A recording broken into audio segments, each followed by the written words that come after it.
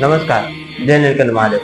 આજે ગુજરાતી પંડિતના માધ્યમ દ્વારા માં ગાયત્રીની તમામ માહિતી આપની સમક્ષ રજૂ કરવા જઈ રહ્યા છે. ત્યારે ગાયત્રી મંત્ર શા માટે બોલવો છે અને ગાયત્રી મંત્ર બોલવાથી શા ફાયદા થાય છે? વેદ તણી જે માતા છે, જ્ઞાનતરો જે સાર છે.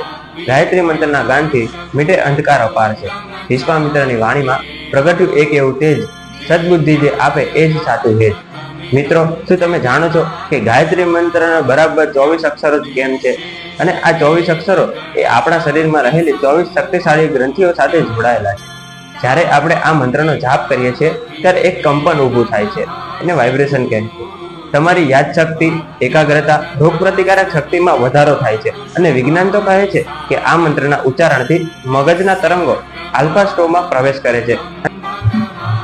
ગાયત્રી મંત્રમાં આપણે ભગવાન સૂર્યનારાયણ પાસે શું માંગીએ છીએ? નથી માંગતા ધન કે નથી માંગતા વૈભવ.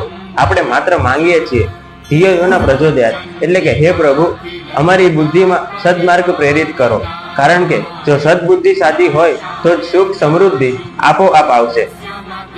તમારા સંતાનોની યાદશક્તિ વધારવા માટે અથવા ઘરમાં સકારાત્મક ઉર્જા લાવવા માટે ગાયત્રી યજ્ઞ અને અનુષ્ઠાન શાસ્ત્રોક્ત રીતે કરવા માટે અત્યારે જ અમારી આ ગુજરાતી પંડિતને ડાઉનલોડ કરો.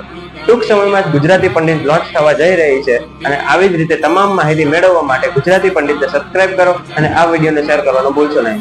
જય નીલકંઠ મહાદેવ.